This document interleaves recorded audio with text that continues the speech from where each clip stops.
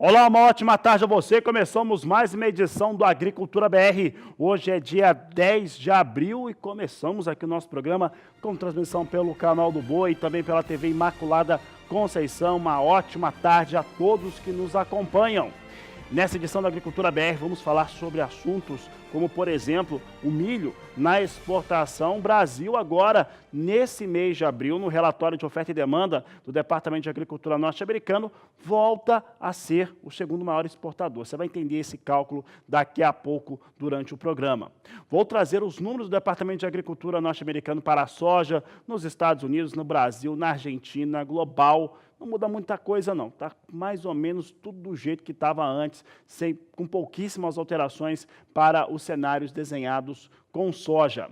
Vou falar de café e como que a exportação brasileira durante o mês de março totalizou 2.900.000 sacas, sendo 2.640.000 de café verde. Você vai saber ainda, falar em café, sobre os cafés especiais, como é que eles estão ganhando o mercado. E você vai ter também, claro, as preposições sobre as previsões, novas previsões para a produção de soja no Brasil. E é com soja que abrimos o programa de hoje.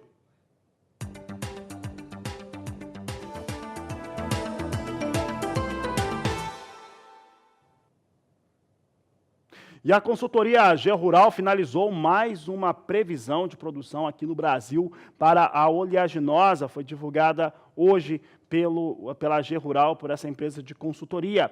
E ela estimou a safra brasileira agora um pouco mais alta. Por que ela fez isso? De acordo com o relatório, isso aconteceu por conta das chuvas que aconteceram durante os meses de fevereiro e março e atingiram positivamente as lavouras brasileiras da oleaginosa, fazendo com que a produtividade melhorasse. Com isso, a AG Rural traz agora uma previsão 1.700.000 toneladas acima do que vinha prevendo no mês de março. Você confere comigo aqui na tela. Veja só que esse quadro aqui é bem interessante, esse gráfico mostrado. A campanha 17-18, de acordo com a AG Rural, teve uma produção de 119.300.000 toneladas.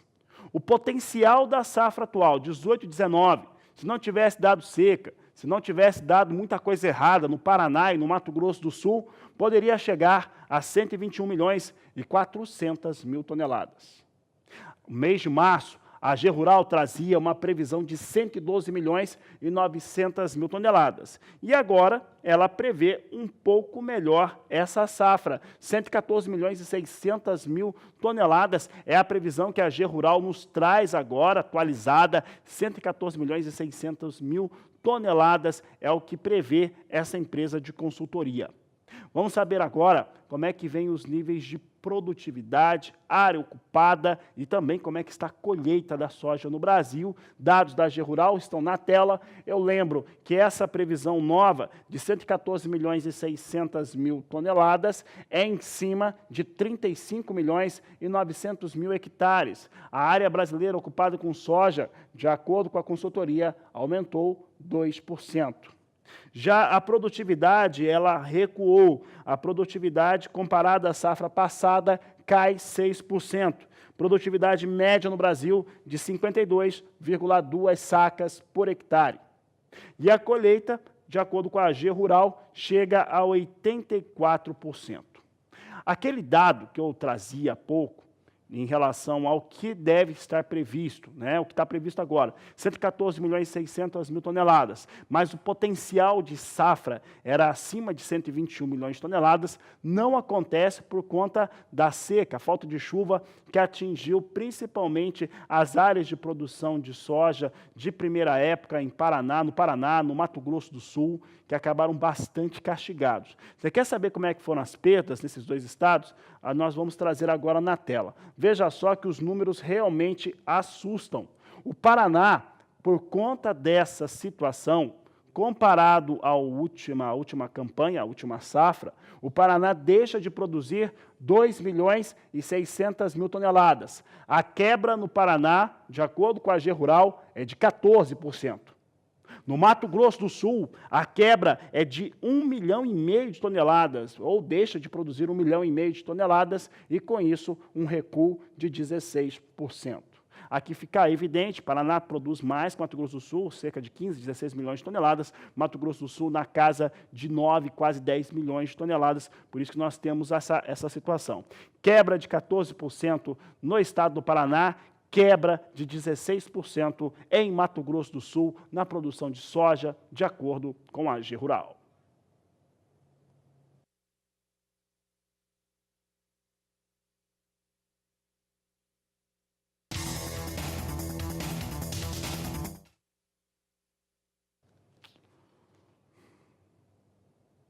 Falo agora dos números apresentados pelo Departamento de Agricultura dos Estados Unidos em seu relatório de oferta e demanda. Já adianto que para a soja pouca coisa ou praticamente nada se alterou. Eu vou falar agora sobre Brasil, sobre Estados Unidos e sobre China também, claro, que a China é o maior importador de soja do mundo e o que acontece lá influencia a soja aqui no Brasil e a soja nos Estados Unidos. Começo pelo Brasil porque não há alterações e o Departamento de Agricultura norte-americano continua apostando numa exportação brasileira bastante elevada para a soja. Veja só os números que nós destacamos agora em relação ao Brasil, é o relatório de oferta e demanda com os dados nacionais. O Departamento de Agricultura norte-americano elevou a expectativa de safra brasileira em 500 mil de toneladas entre março e abril. Se no mês passado a expectativa era de 116 milhões e 500 mil toneladas, agora é de 117 milhões de toneladas. Nas exportações, nada mudou, continuam apostando em 79 milhões e 500 mil toneladas, para um consumo total interno de 45 milhões e 5 mil toneladas, é o que nós trazemos aqui no Agricultura BR, dados do Departamento de Agricultura norte-americano em relação ao quadro de oferta e demanda no Brasil.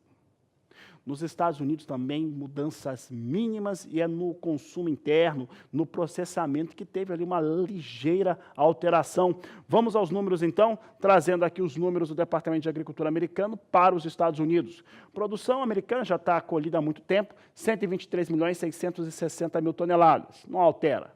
Exportações, 51 milhões e 30 mil toneladas, não se altera, continua a mesma coisa. Consumo se elevou na casa ali próximo a 400 mil toneladas e com isso chega agora o processamento interno americano de 60 milhões 660 mil toneladas. Se aumentou o consumo interno, os estoques caíram também no mesmo ritmo, cerca de 400 mil toneladas, agora previsto em 24 milhões 370 mil toneladas de soja, de acordo com o Departamento de Agricultura norte-americano. A China é, sem dúvida, o grande termômetro para a soja no mundo todo. Então, o que acontece lá, claro que importa muito. E para o Departamento de Agricultura norte-americano, China continua da mesma maneira que vinha sendo previsto nos meses anteriores. Não há alteração em nenhum dado chinês. É o que você acompanha comigo agora. Você tem aqui os números da China para a produção, estimados em 15 milhões e 900 mil toneladas, importação estimada em 88 milhões de toneladas, consumo em 105 milhões e 100 mil toneladas, consumo da China, mesmo com peste suína africana, continua elevadíssimo, com estoques norte-americanos, estoques chineses, perdão, em 22 milhões e 200 mil toneladas, estoques chineses ligeiramente menores, agora 600 mil toneladas abaixo do que era previsto no mês de março, é o que eu falo agora, é o que eu trago agora em relação à soja na China, de acordo com esse Departamento de Agricultura norte-americano, no seu relatório de oferta e demanda. Já que eu falei bastante aí do cenário internacional, vamos saber como é que vem soja sendo negociada na Bolsa de Chicago, é o cenário internacional, você tem comigo aqui na tela, pode mostrar soja ganhando nesse momento, ganha de 2 até 3 centes de dólar por bushel.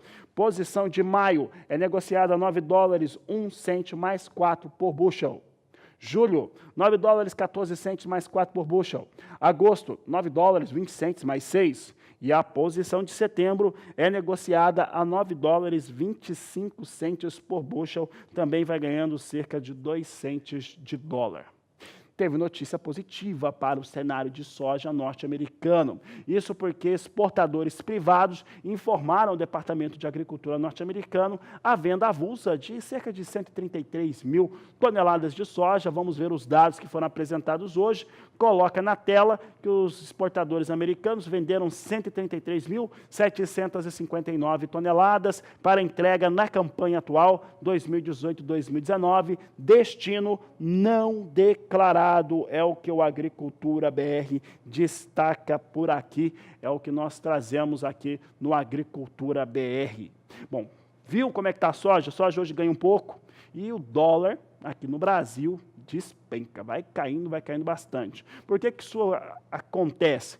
Depois de termos ali um parecer favorável, isso é um fator fundamental para o país, parecer favorável para a reforma da Previdência na chamada CCJ, que é a Comissão de Constituição e Justiça. Não foi uma coisa tranquila no que aconteceu na noite de ontem, foi meio tumultuado, mas o que importa é que o parecer é favorável, tem algumas ressalvas, algumas pontuações, mas, de qualquer maneira, CCJ foi favorável aos temas colocados dentro da reforma da Previdência, da proposta do ministro da Economia, Paulo Guedes. Vamos saber como é que o dólar se comporta, porque aí o mercado tranquilizou. Veja só, mercado tranquilo e dólar caindo. Queda de 0,78% nesse momento, R$ 3,82 é o que nós trazemos para a moeda norte-americana. Neste momento, temos então dólar recuando. Eu vou falar com o Walter Pulga Júnior agora, e ele vai nos falar um pouco a respeito do que aconteceu ontem, né? Teve essa situação da CCJ, acabou dando uma tranquilizada no mercado hoje, tem um cenário internacional também que influencia essa questão do dólar aqui no Brasil. Pulga, foi, de certo modo, uma vitória para o governo na noite de ontem. Foi tumultuado, aconteceu já de noite, mas aconteceu. Boa tarde, seja bem-vindo. Boa tarde a você, boa tarde a todos. Olha, essa sinalização da Comissão de Constituição e Justiça da Câmara dos Deputados, aprovando a proposta do governo de reforma da Previdência, caiu bem no mercado financeiro nesta manhã. Tanto que o dólar já abria em queda na faixa de R$ 3,84 e agora há pouco já operava abaixo de R$ 13,83. Aliás, a R$ 13,82 mais 55, uma queda agora há pouco de 0,78%. Agora, o que contribui, de certa maneira, para que haja alguma preocupação no mercado são os dados que vieram dos Estados Unidos e dados divulgados também sobre a inflação no Brasil. Lembrando que na cena externa, os investidores, quando falamos de câmbio, receberam o resultado do índice de preços ao consumidor lá nos Estados Unidos, mostrando aí uma alta de 0,40% em março, com um ajuste aí de periódico, né, mostra que subiu aí, né, o preço ao consumidor dos Estados Unidos, alta de 1,9%, considerando os últimos 12 meses. É uma surpresa no mercado americano e merece a atenção do mercado. No Brasil, detalhe fica com o IPCA, né, que é o Índice de Preços ao Consumidor Amplo, que reflete, na verdade, a inflação, né, que vive o país. E o número surpreendeu, porque acelerou 0,75% acima da expectativa do mercado, esperava 0,62%, analistas consultados por órgãos de imprensa, né, e por agências de notícias esperavam uma alta menor. Resumindo, em 12 meses, o índice de preços ao consumidor amplo, Fabiano, ficou em 4,58% em março, acima daquela meta de inflação estabelecida neste ano para 4,25%. Portanto, já há alguma preocupação. De qualquer maneira, há um movimento positivo e o dólar vem em baixa, né? Ainda não chegou a faixa de 13,80, mas está aí perto de 3,82. E o que ocorre enquanto isso com o mercado de bolsa? No mercado de bolsa também muita preocupação. Mesmo com essa movimentação no mercado de câmbio, que a princípio positiva, há uma movimentação ruim no mercado de ações, né? Nós tínhamos agora há pouco uma queda de 0,20%, já perto de 96.100 pontos. Mais uma baixa depois da queda de 1,11% ontem. E agora há pouco a queda era mais acentuada, já se aproximava de 0,30%. O índice Bovespa já recuava para números bem próximos de 96 mil pontos. O que ocorre, na verdade, é que há neste momento, uma acomodação no mercado à espera do andamento dessa reforma da Previdência e de outras reformas na economia que devem chegar mais adiante. Resumindo, há muita preocupação no mercado. Por isso, continua em queda o índice Bovespa e o dólar cede, mas cede lentamente. Bem distante, não, Fabiano, do que os analistas esperavam, na faixa de R$ 3,70. Há quem defenda ainda que nós podemos chegar no final do ano a R$ 3,70, abaixo de R$ 3,70. Não é o que está ocorrendo, há muita preocupação ainda no mercado. Fora isso, alta acentuada para consumidor nos Estados Unidos, portanto, veja, a inflação já saindo um pouco do que nós tínhamos visto.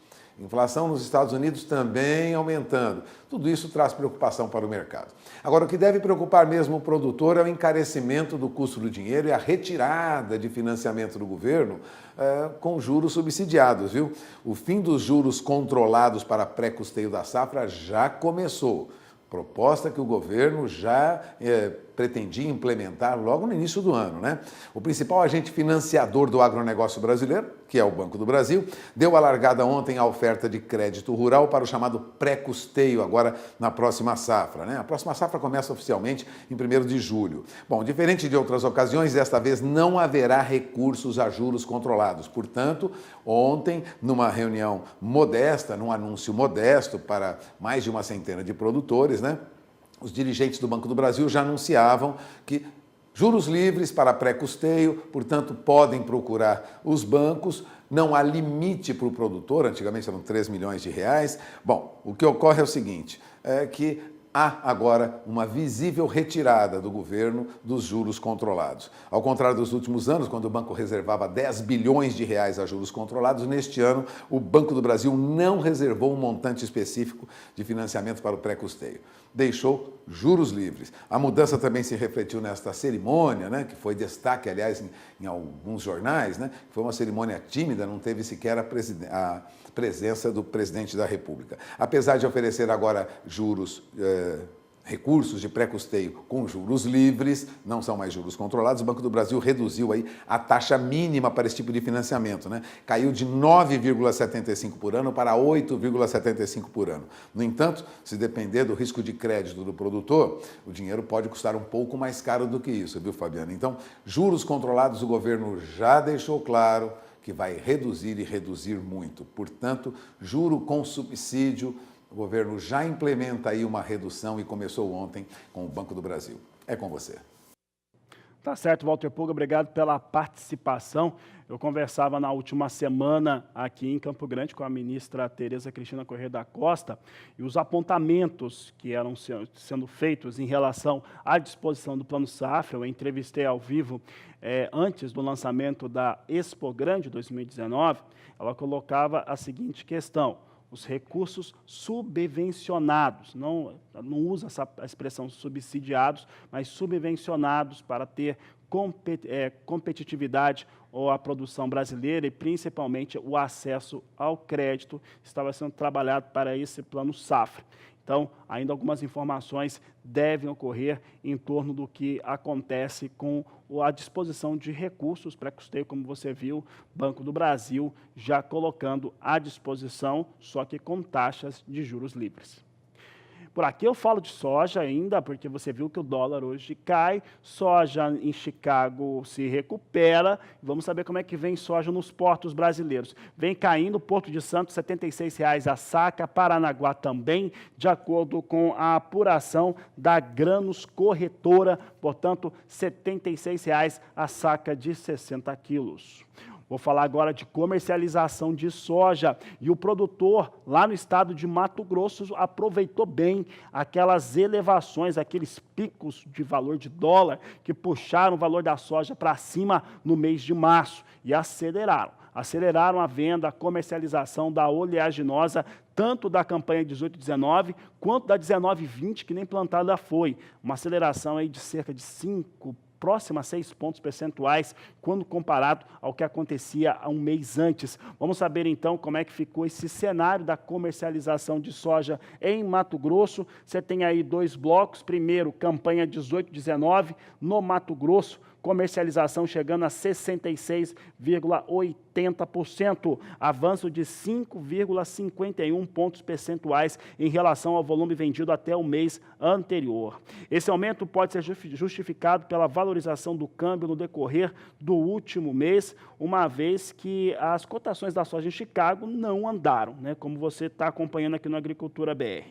A comercialização de soja na safra 19 e 20 no Mato Grosso atingiu 8,20%, como você vê na segunda caixa, também com avanço importante de 6 pontos percentuais. Portanto, um avanço importante para o estado do Mato Grosso, tanto na comercialização da safra 18-19 quanto na 19-20. O produtor soube aproveitar muito bem a fase ali de alta, de elevação para o dólar negociado aqui no Brasil. E daqui a pouco a Agricultura BR está de volta, porque eu vou para o intervalo comercial, eu vou falar de milho. Olha, hoje ainda eu vou conversar com o Marcos Soriano, vai falar de um grande leilão, você vai ter um grande evento aqui, como todos, né? Mas grande evento muito especial aqui pelo canal do Boi. Mas no próximo bloco eu falo sobre milho, falo sobre o Departamento de Agricultura norte-americano e você tem as análises aqui do Agricultura BR. Então, fique conosco, aproveite para entrar em contato, nosso WhatsApp é o 67996562266. Voltamos já. Vamos falar agora de leilões de milho. O último leilão que aconteceu não teve muita aderência, não teve muita gente participando. E nessa próxima sexta-feira tem um novo evento. É o que você acompanha agora na reportagem de Valdir Pacheco. A Companhia Nacional de Abastecimento, CONAB, marcou para a próxima sexta-feira, dia 12, o leilão de mais de 50 mil toneladas de milho que estão estocados em Mato Grosso. A operação está marcada a partir das 9 horas, horário de Brasília, e será aberta a qualquer interessado, exceto comerciantes. Os participantes, no entanto, precisam estar cadastrados no Sistema de Cadastro Nacional de Produtores Rurais, SICAM, e também na bolsa pela qual pretende realizar a operação. As aquisições seguem limitadas de 500 toneladas por CPF ou CNPJ. No primeiro leilão realizado na última sexta-feira, dia 5, não teve sucesso. Foram comercializados apenas 5% das 50 mil toneladas ofertadas em Mato Grosso, o que representa um volume de 2,4 mil toneladas. Vale destacar que assim que a companhia anunciou a operação, os preços de mercado já mostraram alguma reação, diminuindo a pressão especulativa do preço, cumprindo uma das funções de política agrícola executadas pela companhia. De Sinop, Mato Grosso,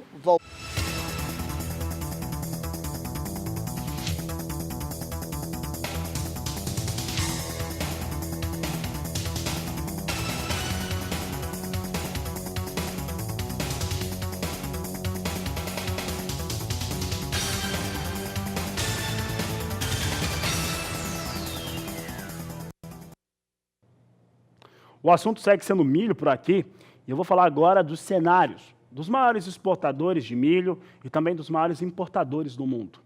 Eu uso para falar sobre esse assunto os dados divulgados pelo Departamento de Agricultura norte-americano nessa última terça-feira. O que nós temos aqui? Olha só, se no mês passado e nos últimos meses a gente vinha falando que o Brasil vinha na terceira posição entre os maiores exportadores, houve uma inversão na posição, uma inversão por pouco. O Brasil volta, pelo menos no papel, pelo menos na previsão, a ser o segundo maior exportador de milho do mundo, atrás apenas dos Estados Unidos. Por uma diferença muito pequena, uma diferença de 500 mil toneladas.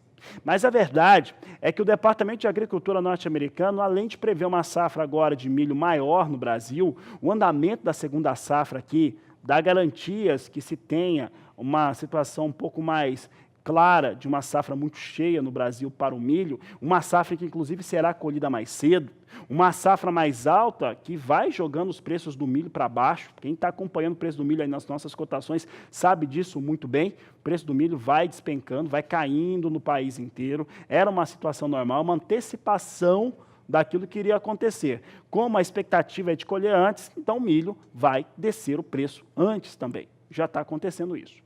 Mas o que importa é que o Departamento de Agricultura norte-americano, o que importa nesse momento, ele elevou a sua estimativa de produção de milho no Brasil e elevou também as exportações. No caso, as exportações brasileiras de milho, entre março e abril, tem uma visão de exportar 2 milhões de toneladas a mais. Mas eu vou mostrar isso na tela, fica mais fácil de entender. Pode colocar o gráfico aqui para nós no estúdio. Você tem aqui os maiores exportadores de milho do mundo. Estados Unidos é o maior, com 58 milhões 420 mil toneladas. Aqui no caso do Brasil, tem ali um recuo. Os Estados Unidos ele recua 1 milhão 910 mil toneladas entre março e abril na expectativa de exportação. Então, as exportações nessa safra têm os norte-americanos cedendo exportação. O Brasil eleva a sua exportação. O Departamento de Agricultura norte-americano elevou a estimativa de exportação de soja do Brasil, de milho do Brasil, perdão, em 2 milhões de toneladas, agora chegando a 31 milhões de toneladas de milho. Já a Argentina, que já vinha com um número bastante elevado, em 30 milhões de toneladas, agora em 30 milhões e 500 mil toneladas. Portanto, temos aqui também elevação na Argentina, na ordem de 500 mil toneladas. Brasil tem uma expectativa de subir, então, a sua exportação entre março e abril. Exportação de milho aumentando em 2 milhões de toneladas, chega a 31 milhões, e a Argentina, em 500 mil toneladas, agora alcança 30 milhões e 500 mil toneladas. Entre os maiores importadores, a União Europeia, que é o maior importador, mas ele reúne uma série de países, tem uma expectativa 1 milhão de toneladas acima daquilo que estava previsto anteriormente. Portanto, entre março e abril, a União Europeia aumentou o seu apetite na visão do Departamento de Agricultura norte-americano em 1 milhão de toneladas. Veja comigo como é que ficaram os dados. Você tem aqui a União Europeia. Eu deixo a União Europeia sempre separado. Por quê? Porque não é um país só, são vários países. 22 milhões e 500 mil toneladas. Aí, individualmente, nós temos aqui os maiores importadores de milho do mundo. O México é o maior comprador de milho do mundo, tem uma estimativa de comprar 16 milhões e 700 mil toneladas. O Japão é o segundo maior importador de milho, com 15 milhões e 500 mil toneladas de previsão na safra atual. Coreia do Sul é o terceiro maior importador, 10 milhões e 200 mil toneladas. E o Egito é o quarto maior importador individual, 9 milhões e 700 mil toneladas de previsão de importar nesta safra 2018-2019. É o destaque aqui do Agricultura BR. Assim como é destaque agora saber como é que vem os negócios com milho lá nos Estados Unidos. Vamos saber como é que está Chicago agora. Chicago tem recuperação, tem ganhos aqui na casa de 2 centes de dólar. Posição de maio vem com 3 dólares e 62 centes por bushel. Julho, 3 dólares e 71 centes por bushel. Posição de setembro, 3 dólares e 79 centes mais 2. Dezembro, 3 dólares e 90 centes mais 4 por bushel. É o destaque que nós trazemos agora em relação ao milho na Bolsa de Chicago. E o Agricultura BR vai para um rápido intervalo comercial. Nós vamos voltar daqui a pouco trazendo para você destaques importantes em relação àquilo que acontece com o mercado brasileiro de café, principalmente cafés especiais. Tem aí o que aconteceu nas exportações brasileiras no último mês e muito mais informação. Nós vamos para o intervalo e voltamos já. Agricultura BR de volta, e eu falo agora sobre alguns temas que acabam trazendo impacto nos preços aqui no mercado interno e também no mercado externo. Olha só, nesta última terça-feira, você acompanhou aqui no Agricultura BR os números fechados da Única para a campanha 2018-2019 no centro-sul do Brasil.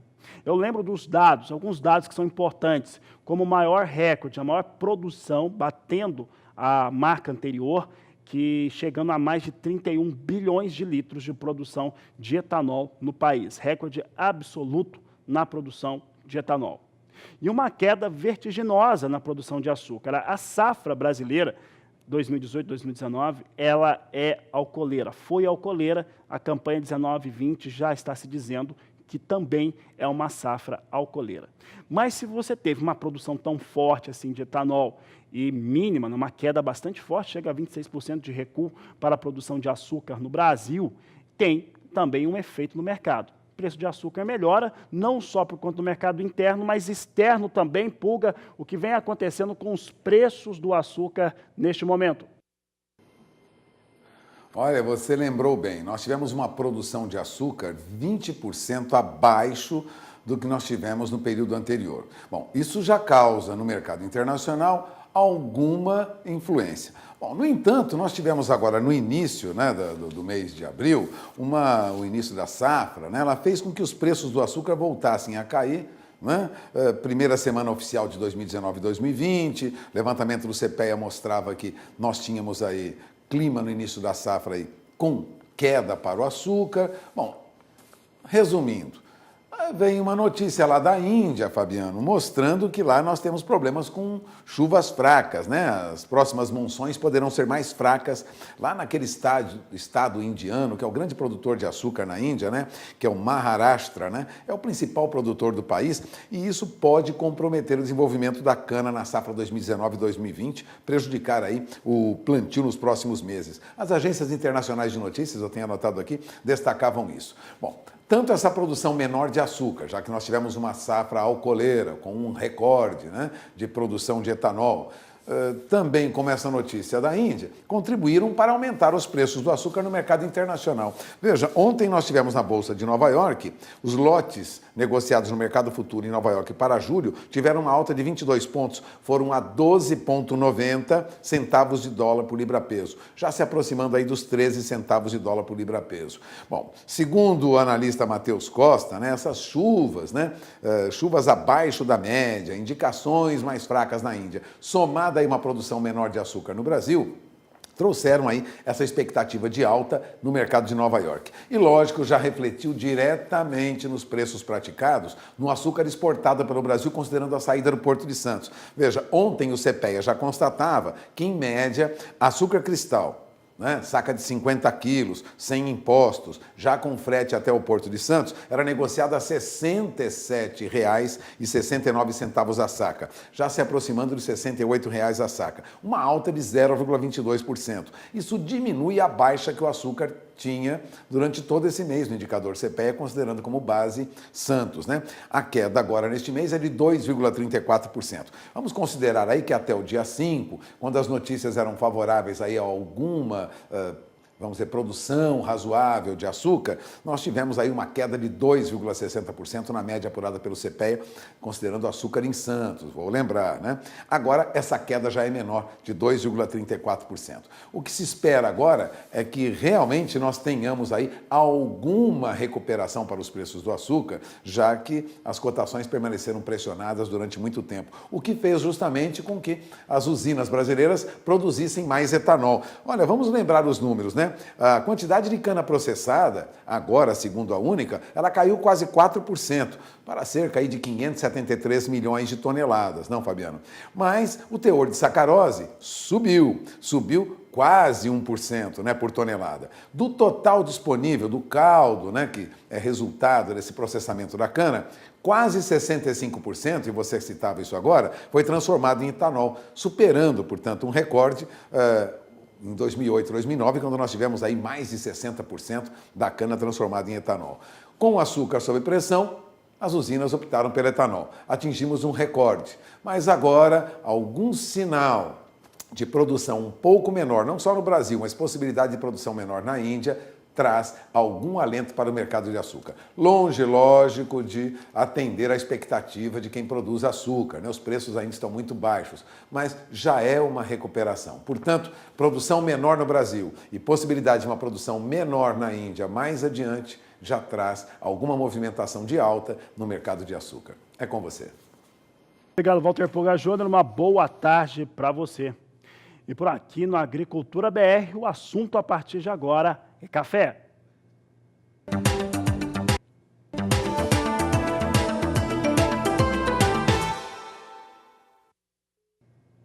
Fala agora a respeito das exportações, os embarques brasileiros de café. Olha só, De acordo com o Secafé, que é responsável, né, uma instituição responsável pelas exportações do produto aqui no Brasil, o total embarcado alcançou 2.900.000 sacas. É isso mesmo. 2.900.000 sacas representa uma alta de 10% frente àquilo que acontecia no mesmo mês no último ano. Se formos considerar apenas café verde, também é um mês muito bom, é recorde, 2.640.000 sacas. O problema, e aí que vem a questão que tem impactado o bolso do cafeicultor brasileiro, atenção, produtor de café no Brasil, a questão é que vendeu-se mais, 10% a mais, 2.900.000 sacas, por um preço 11% menor. Esse volume, que é 10% maior, ele teve uma venda 11% mais baixa, ele gerou uma receita 11% menor. É o que nós vamos mostrar agora na tela. Você acompanha comigo aqui os dados em relação à exportação brasileira de café aqui. 2.900.000 sacas de café foram exportadas, uma elevação de 10%. A receita gerada foi de 379 milhões e 100 mil dólares, 11% a menos. O que isso quer dizer?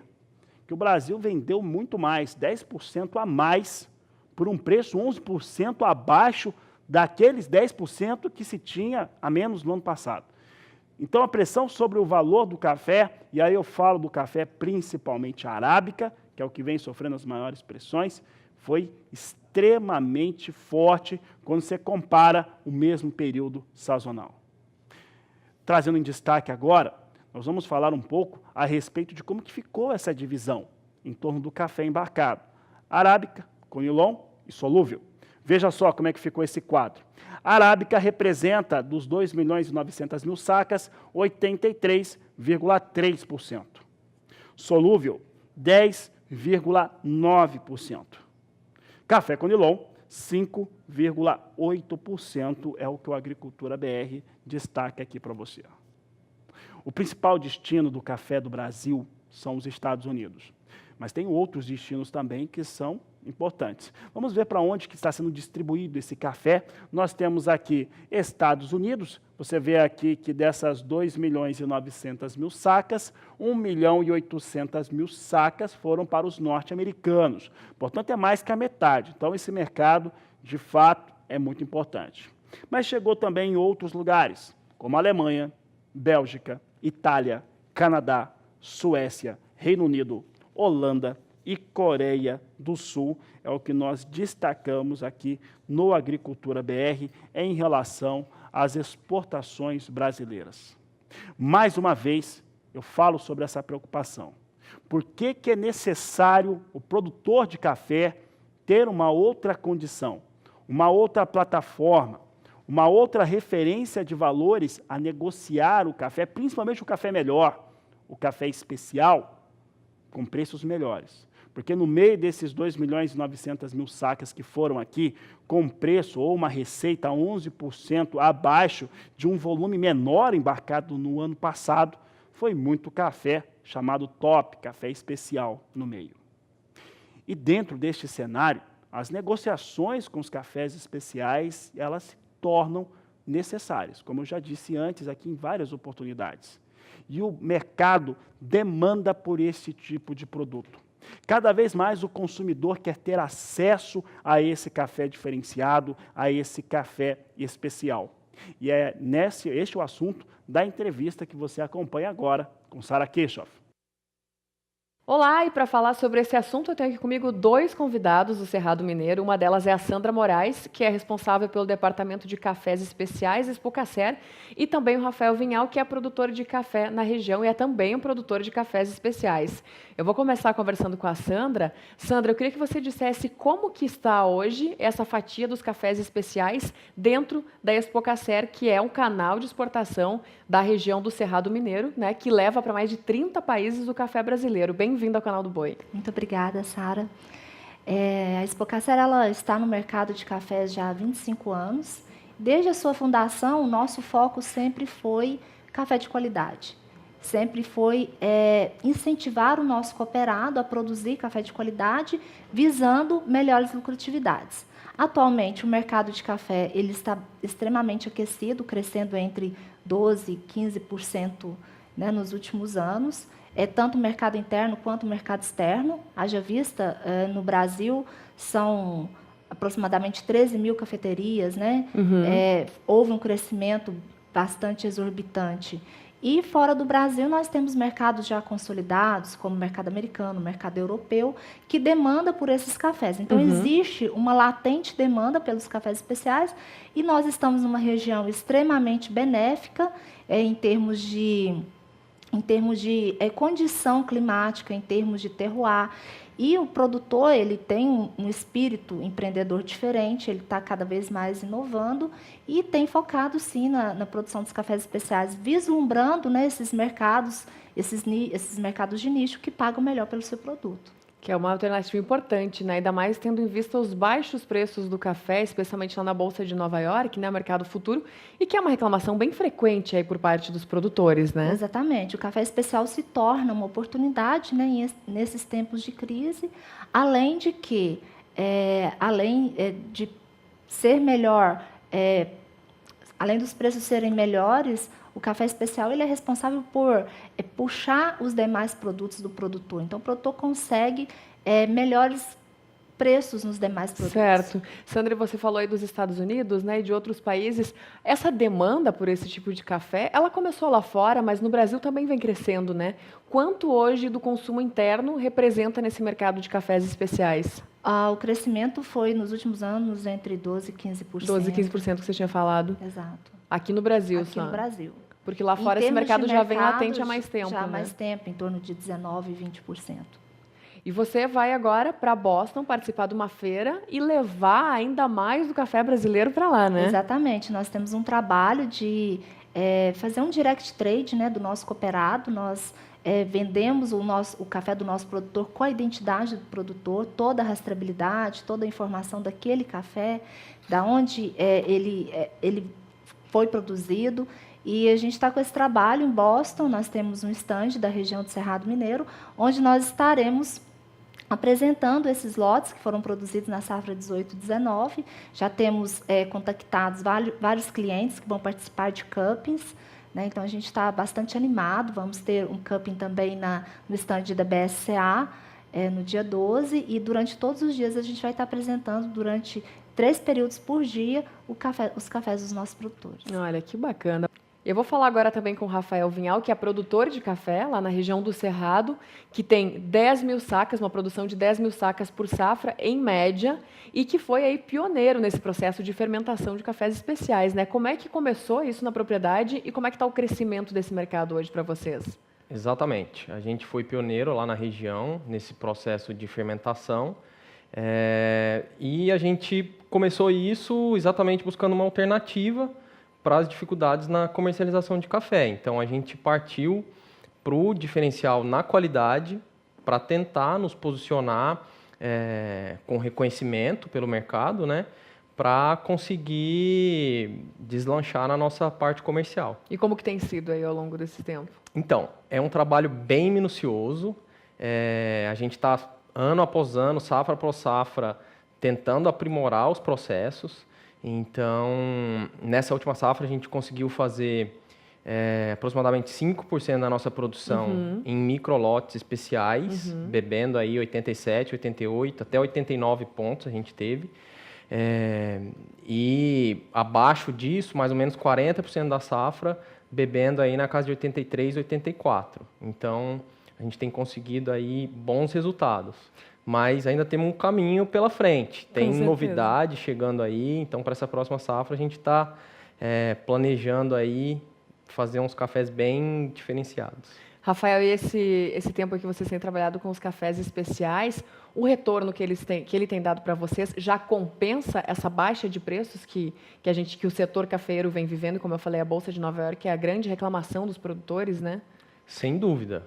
Eu até diria que isso é o que tem mantido a rentabilidade do nosso negócio. Porque com os preços que a gente tem hoje para os cafés, vamos dizer, comerciais, praticamente não paga o custo. Então, é uma saída para solucionar essa questão da rentabilidade.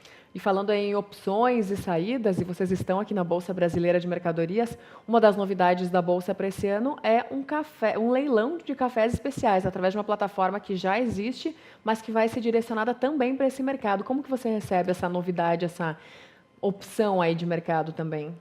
Eu acho extremamente necessário que a gente, como produtores, cooperativa, a própria Bolsa, a gente trabalhe conjuntamente para desenvolver alternativas para a comercialização desses cafés especiais. Porque, por incrível que pareça, apesar de garantir uma boa rentabilidade, é bem mais difícil concretizar vendas de cafés especiais, principalmente quando a gente fala de volume, do que café padrão. E claro que é um mercado bem exigente também, exatamente. Né? Então, assim, a gente precisa desse tipo de iniciativa para encaminhar essa produção e fazer a ponte entre nós, produtores, e o mercado que está buscando isso.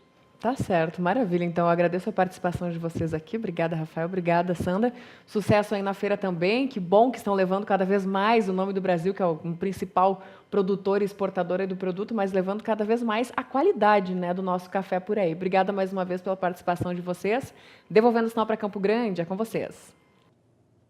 Você pode rever a entrevista acessando o canal do Boi no YouTube. Você tem lá essa entrevista, tem mais informações a respeito dos cafés especiais, sobre demanda e também essa possibilidade de leilão desse tipo de café.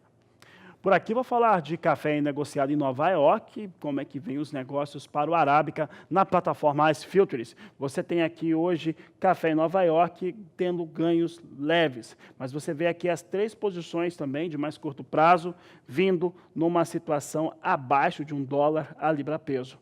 Maio vem a 94 centes mais 30 libra-peso, julho 96 centes mais 80, setembro 99 centes mais 15 a libra-peso.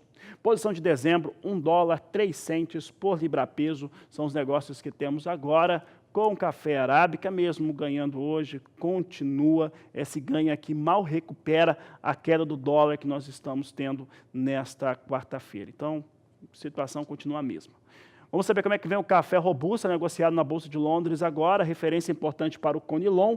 Nós já temos aqui as posições negociadas, maio a $1.430 neste momento, julho $1.454, setembro $1.470, enquanto que a posição de novembro, $1.487 a tonelada, vai ganhando hoje café robusta, referência para os negócios com o Conilon aqui no Brasil.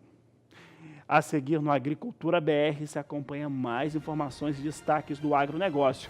Eu aproveito para convidar você a participar do programa. Mande sua mensagem, foto, vídeo no nosso WhatsApp. O número é 679-9656-2266. Voltamos já. E nesta última terça-feira, a ministra da Agricultura, Tereza Cristina Correia da Costa, participou de uma reunião com a bancada ruralista para debater temas importantes, entre eles endividamento agrícola e regularização ambiental. Confira. Reunião semanal da Frente Parlamentar da Agropecuária, FPA, mas saiu sem dar entrevistas. Para os deputados, a ministra garantiu que o Plano Safra vai aumentar os recursos que estão previstos para o seguro rural.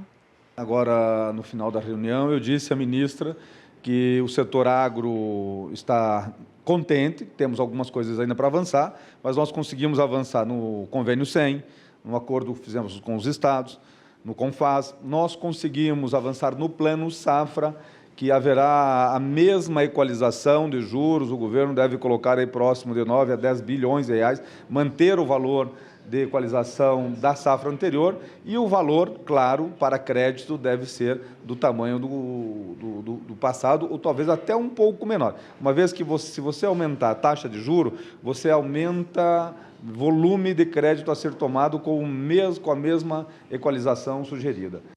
Um outro assunto em debate foi o chamado aval cruzado, um modelo que facilita a entrada de recursos bancários para financiar o setor produtivo. nós queremos reintroduzir no processo produtivo. Então, nós queremos o fundo de aval cruzado. E como é que funciona? Um grupo de 10, 12 produtores fazem um fundo, tá? E fazem um aval cruzado, eles se avalizam entre si.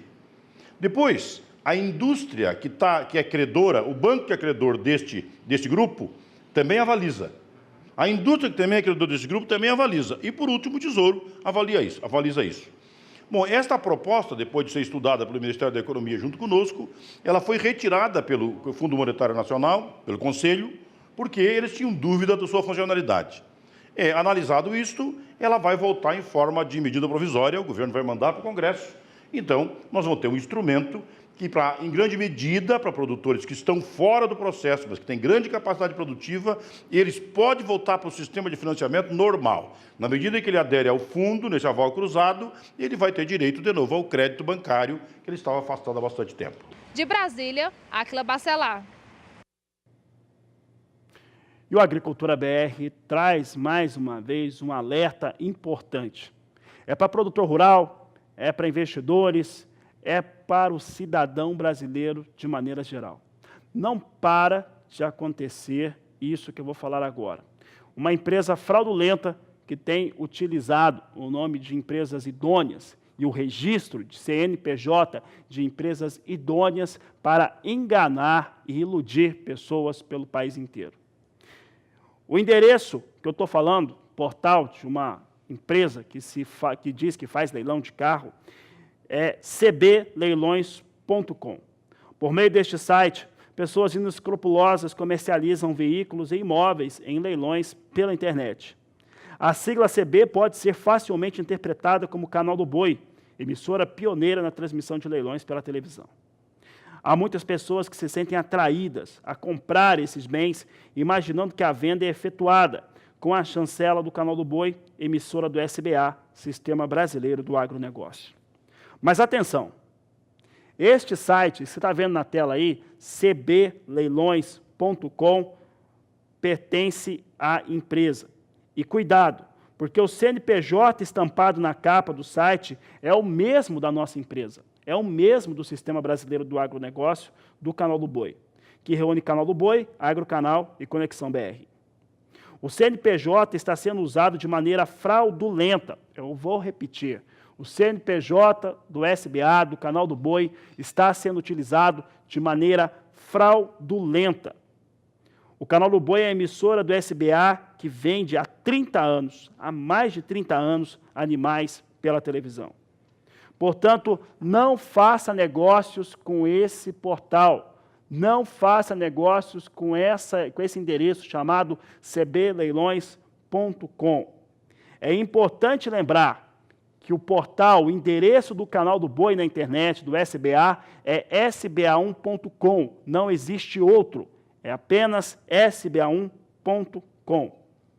E já tomamos todas as medidas necessárias e cabíveis para identificar os criminosos. Você que participa de grupos sociais, por favor, ajude a espalhar essa mensagem.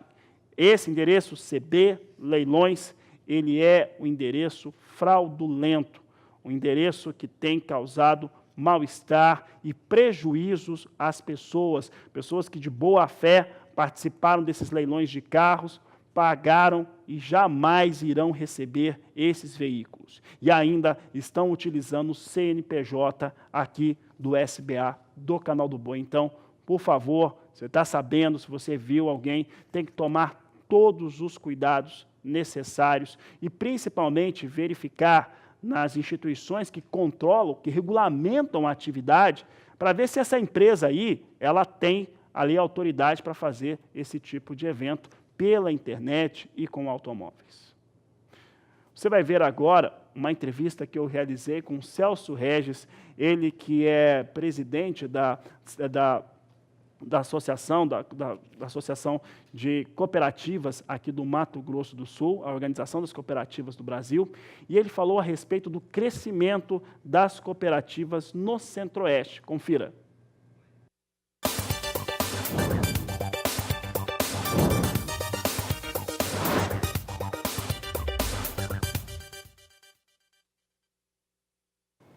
O Agricultura BR fala agora a respeito das cooperativas no Brasil, voltadas para a agricultura.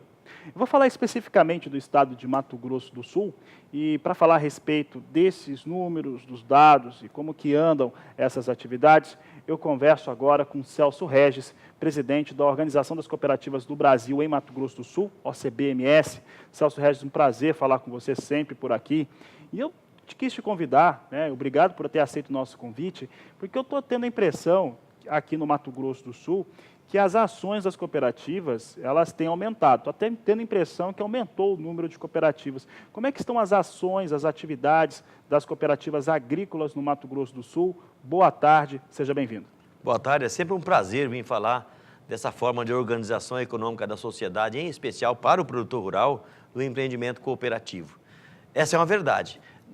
Não tem aumentado o número de cooperativas, mas de unidades de cooperativas, de forma exponencial no nosso estado. Mais de 60% da produção de grãos do nosso estado passa por um empreendimento cooperativo ou pertence a um cooperado de uma das cooperativas. Mais da metade das cooperativas, das 92 cooperativas que nós temos no estado, de todos os ramos, mais da metade é do ramo do agronegócio, do agropecuário. Então, essa nítida impressão que a gente andando nas rodovias, né, a gente vê a toda hora um canteiro de obras, você vê lá, tem uma placa de cooperativas, de uma das cooperativas que atua no nosso estado. Hoje, os cooperados, né, os agricultores, produtores rurais que estão cooperados, estão associados a alguma cooperativa, quais têm tido de vantagem competitiva? Quais são as principais vantagens competitivas que eles têm tido? Eles que tiveram uma realidade anterior e agora passaram a atuar com cooperativa. Exatamente. O que mudou na vida desses Na verdade, assim, as cooperativas, com a profissionalização da gestão, aí entra muito a questão do SESCOP, que é o S do cooperativismo, na capacitação dessas pessoas, dos dirigentes, dos empregados das cooperativas. Em 3 momentos: na compra de insumos, né, na comercialização e, mais recentemente, a atuação muito forte das cooperativas na assistência técnica, no campo, né? As cooperativas participam fortemente, por exemplo, da gestão dos negócios, né? Até a origem da Fundação MS e da Fundação Chapadão, aqui no Mato Grosso do Sul, que são fundações de pesquisas mantidas por produtores rurais e pelas entidades, no nosso caso da Fundação MS, pela OCB, a AproSoja e a FamaSul, que são as entidades que congregam todos os produtores rurais do Mato Grosso do Sul, na pesquisa, no avanço tecnológico. E isso fez com que a produtividade do nosso produtor tenha ampliado em todas as regiões do nosso estado. E as cooperativas, como tem praticamente 75% da capacidade armazenadora estática no estado, pertence às cooperativas. Então, é uma atuação no nosso estado muito forte do cooperativismo na cadeia produtiva do agronegócio. Hoje, o Mato Grosso do Sul, seguramente, é uma tradição, né? Claro que a maior parte dos cooperados são agrícolas, né? Dentro dessa ordem. Hoje, nós já temos outros tipos de cooperados na área rural, que não seja agrícola, de pecuária, ou de floresta, ou de outro tipo de trabalho? Isso, Celso? do mel. Nós temos cooperativa atuando fortemente na região de Três Lagoas, na produção e comercialização de mel, hortifruti granjeiro, né? Na área de produção de ovos. A maior produtora de ovos do nosso estado e da região centro-oeste é uma cooperativa.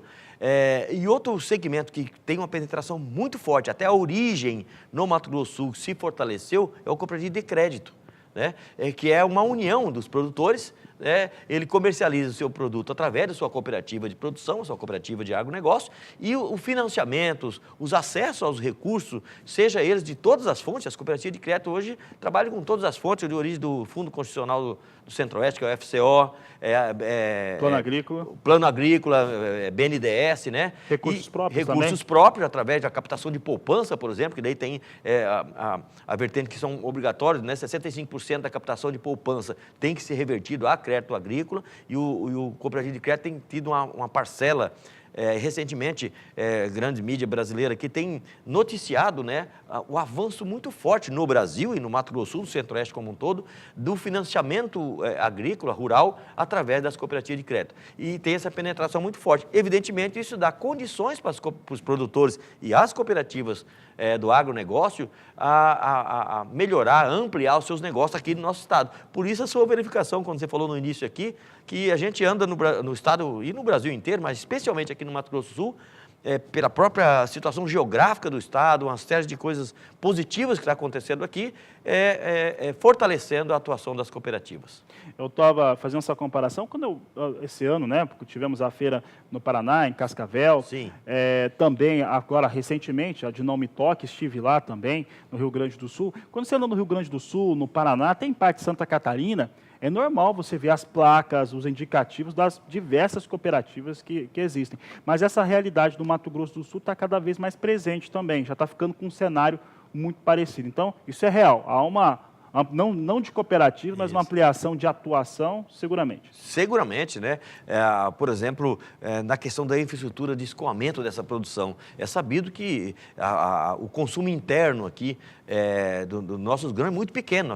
Nós exportamos praticamente o milho e a soja para outros centros para fazer a agroindústria desse negócio. Isso é outra vertente que nós estamos, as próprias cooperativas estão enxergando isso. Nós temos aqui na região de Dourados, indo para Carapó, em agosto, setembro, uma grande cooperativa que atua aqui no estado, vai estar inaugurando os seus empreendimentos de esmagamento de soja, produção de outros derivados da área de soja e de milho, e que com certeza, só geração de empregos são quase mil empregos diretos. Né? Então, nós temos certeza que o cooperativismo tem uma participação preponderante no próprio desenvolvimento do Estado como um todo.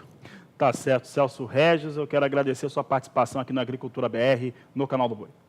Sempre é um prazer estar com você aqui. Abraço. Um grande abraço, obrigado pela participação. Nós vamos para um rápido intervalo comercial, daqui a pouco voltamos com as últimas informações desta edição. Momentos finais dessa edição do Agricultura BR, vamos saber como é que vem soja em Chicago. Soja em Chicago segue ganhando neste momento. Eu lembro que nós tivemos hoje, mais cedo, durante a manhã desta quarta-feira, a confirmação de vendas avulsas por exportadores norte-americanos de soja de 134 mil toneladas da oleaginosa para destino não declarado e entrega nessa campanha. Vamos saber como é que estão as posições, vão ganhando de 3 a 4 centos de dólar. Maio vem a 9 dólares, 2 centos mais 4 bushel. Julho, 9 dólares, 15 centos mais 6. Agosto, 9 dólares, 21 centos mais 2. E temos a posição de setembro negociada 9 dólares, 25 centos mais 6. Quem recuava durante esta quarta-feira era o dólar comercial. Vamos ver como é que vem as posições negociadas neste momento. A Agricultura BR destaca aqui dólar a R$ 3,82, queda de 0,65% para a moeda norte-americana. E olha, com essas informações, essa edição da Agricultura BR fica por aqui. Nós voltamos logo mais às 17h20, porque você já sabe. Este é o Agricultura BR, a inteligência, a transparência do agronegócio, sempre com você. A todos, uma ótima tarde e até mais.